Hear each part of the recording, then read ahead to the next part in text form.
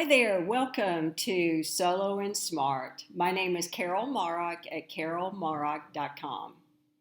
Solo and Smart is my YouTube channel for older adults who are aging alone, and I offer achievable tips via my YouTube channel. Thank you for joining me, and please subscribe. Since so many of us are staying put in our homes, I want to share this useful home modification guide. It's designed for aging in place, and I found it on the Senior Link blog. There were 50 experts who contributed tips, and I will share the highlights. Chris Moore at Angie's List, it's easy for me to say, he says, pay attention to aging needs and difficulties. And this is really important, particularly if you live alone. Make a point to understand your needs, limitations, and how well you get around the house. Get input from the doctor and other healthcare professionals if you don't know how to assess your abilities and areas of difficulty. If you have concerns, it's probably time to consider an assessment. Find a contractor who specializes in home modification and who will coordinate with your healthcare team. You can also hire a care manager for an in-home assessment. A good first step is making your home more age-friendly. And you do that, of course, through first the assessment. Go through your house room by room, looking for problem areas like potential tripping or slipping hazards, as well as areas that are hard to access and difficult to maintain. That was given by Jim T. Miller. A care manager suggests to track the time spent in each room of your home. And after a month, go back and read it.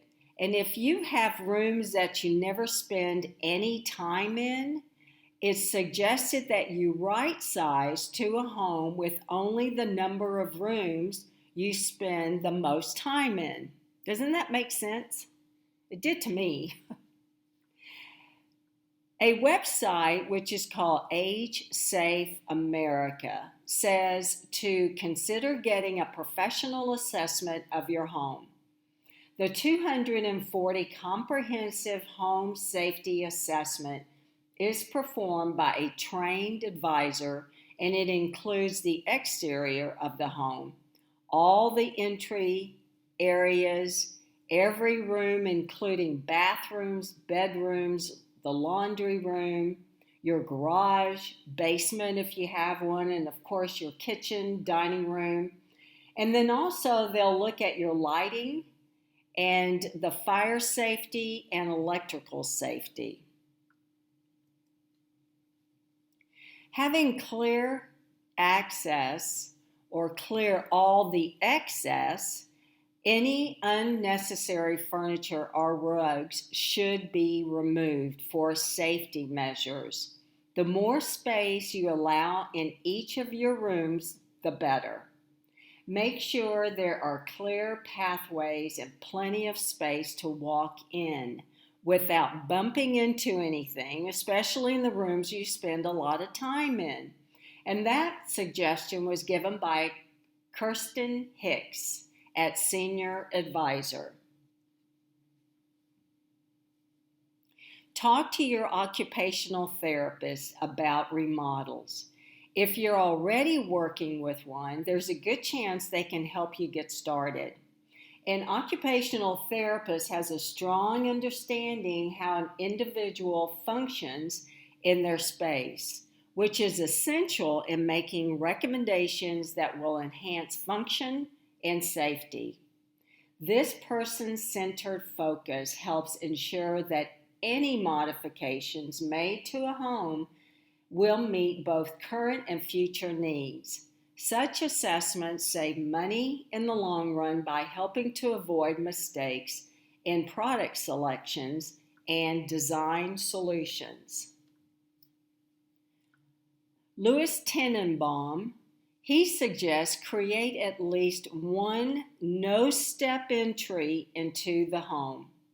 It's definitely a good idea to have at least one of these, but there's a host of related issues that go beyond the construction work. Outside, you'll probably want a covered entry to protect you from the elements. And you need a good drainage since the doorway will be level with the walking surface just outside the door. Once inside, you'll need space for maneuvering. Another great suggestion is pocket doors, which make mobility between the rooms possible. Not only will the door be out of the way when opened, the hinge will prevent any catching on wheelchairs. For your existing home, aging in place may merely need to widen some doorways, and pocket doors may be useful to you when a swinging door just won't work. Electric stair lifts. If you have a debilitating illness like arthritis or muscle atrophy and you're not strong enough, take the fear of falling down the stairs when you come home alone into one, and especially if you fear falling and have no one around to hear you, the lift will provide a sense of security when traveling between the floors of the house. Another great idea if you live in a two-story home is install an elevator, which adds more than just convenience and safety, because having a home elevator installed adds significant value, making a profitable investment. Prospective home buyers gravitate to homes featuring an elevator access. This is because buyers are looking for the future or looking to the future where accessibility may become a big deal for them should mobility diminish. Even if you're not currently benefiting from every aspect of the elevator, it can significantly increase your home's resale value. Install new floors to prevent falls, slips, and trips. Make sure they're consistent throughout. Balance can be tricky as we grow older, and comfort and safety become our top priority when living alone. The ideal material for older adults should be soft, ensuring our bones don't break if we happen to fall, and bruise easily. The floors should be easy to clean and easy to stay clean, so as to not create a burden on you for having to clean all the time. Rubber floors are both very soft and naturally slip resistant, along with being fire resistant as well. So when treated with water-soluble wax, the rubber flooring becomes water and stain resistant, making it extremely easy to maintain. Lighting is very important. Upgrade your lighting throughout the home. Changing light bulbs is often a risk. The less you have to reach up or climb up for replacements, of course, that's going to be better, right? One simple modification you can make to your home that isn't too pricey is switching to LED bulbs. This is approximately 50 times stronger than a typical incandescent, which is 20 to 25 times longer than a typical halogen and 8 to 10 times longer than a typical CFL. So use 12 hours a day, a 50,000 bulb will last more than 11 years. So be sure to make your home brighter because by the time, we reach 75, most of us require twice as much light as the normal recommended standard. Find a suitable bed. At the heart of the bedroom is one essential piece of furniture, the bed. Again, aging in place requires planning ahead, so as you think about your bed, keep in mind that sleep patterns often change with aging, and many older people find it more difficult to fall asleep and stay asleep.